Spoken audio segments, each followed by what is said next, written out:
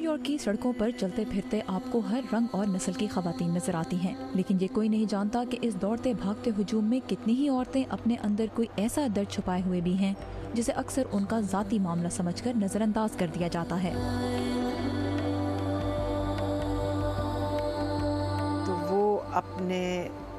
ابیوسو husband سے ڈر کے اپنے دفتر کی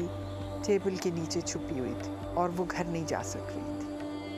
یہ ہیں روبینہ نیاز، نیو یارک سٹی میں گھریلو تشدد کا شکار مسلمان خواتین کی مدد کرنے والے پہلے ادارے turning point for women and families کی بانی اور CNN ہیرو کا اعزاز حاصل کرنے والی ایک پاکستانی امریکن خاتون، اور ایک ایسی عورت جو اجنبی ملک میں رہتے ہوئے گھریلو تشدد کا شکار بننے کی تکلیف بخوبی سمجھتی ہے۔ جب میں شادی ہو کے یہاں آئی تو میں نے خود اپنے آپ کو سچویشن میں پایا اور بہت اکیلا محسوس کیا۔ تو جب میری ڈیورس ہوئی اور اس کے بعد مجھے ذرا سا ہوش آیا تو اس وقت میں نے تہیہ کیا کہ میں اپنی باقی زندگی ڈیڈیکیٹ کر دوں گی اس مسئلے کو باہر لانے کے لیے۔ لیکن روبینہ نے نیو یارک کی صرف مسلمان خواتین کی مدد کرنے کو ہی اپنا مقصد کیوں بنایا؟ 9/11 جب ہوا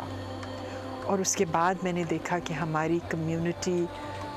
کے پاس بالکل ریسورسز نہیں، لوگ روز اریسٹ ہو رہے تھے، روز ڈیٹین ہو رہے تھے، روز ڈیپورٹ ہو رہے تھے، اور عورتوں کو پتہ نہیں تھا وہ کیا کریں، اور جو نہیں اریسٹ ہو رہے تھے اگر ان کے گھر میں تشدد تھا تو وہ اپنی بیویوں کو یہ کہتے تھے کہ اگر تم نے کسی سے مدد مانگی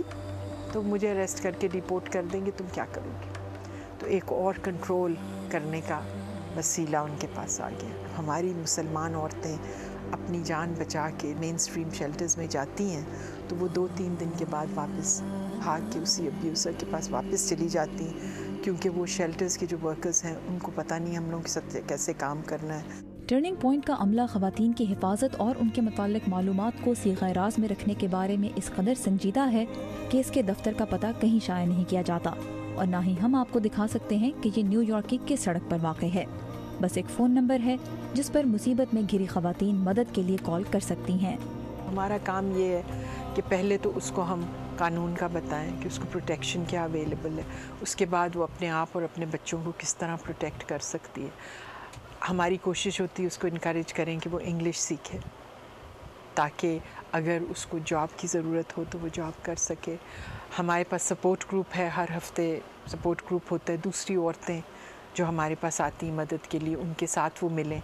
تاکہ وہ 1-on-1 بات کر سکیں اور ان کو یہ سمجھ آئے کہ ہم اکیلے نہیں ہیں۔ گھریلو تشدد کے خلاف روبینہ نیاز کی کوششیں صرف اس کا شکار خواتین تک ہی محدود نہیں، بلکہ ان کا ادارہ ایسی ورک شاپس بھی منعقد کرتا ہے جہاں نوجوان لڑکیوں میں قائدانہ صلاحیتیں اور خود اعتمادی پیدا کرنے کی کوشش کی جاتی ہے تاکہ آگے چل کر وہ گھر کے اندر اور باہر اپنے جائز حقوق کے لیے آواز اٹھا سکیں۔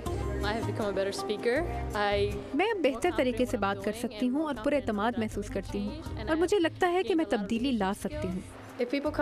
میں نے یہ سیکھا ہے کہ اگر لوگ کسی چیز کو آپ کے خلاف استعمال کریں تو آپ کو لڑائی کے بجائے کس طرح بات کرنی چاہیے۔ روبینہ کہتی ہیں کہ نیو یارک کی مسلمان کمیونٹی اور خاص طور پر مردوں کو اس ادارے کا ساتھ دینے پر آمادہ کرنا آسان نہیں تھا، تاہم امام صاحبان نے اس سلسلے میں ان کی بہت مدد کی۔ کئی سال پہلے جب روبینہ خود گھریلو تشدد کا سامنا کر رہی تھیں تو انہیں توقع نہیں تھی کہ ایک دن وہ دوسروں کی مدد کے قابل ہوں گی، لیکن وہ کہتی ہیں کہ اس مسئلے کے مؤثر حل کے لیے انہیں اپنی کمیونٹی کی مزید مدد کی ضرورت ہے۔ مجھے کہا ہے لوگوں نے کہ یہ ہمارا تو مسئلہ نہیں ہے، تو ان کو یہ بھی میں کہوں گی کہ یہ مسئلہ کسی وقت بھی کسی کا ہو سکتا ہے، اور اگر کسی اور کی بیٹی سفر کر رہی ہے یا بچہ سفر کر رہا ہے تو کل کو وہ ہمارا بھی ہو سکتا ہے، تو اس میں تو سب کی ایک کلیکٹیو ذمہ داری۔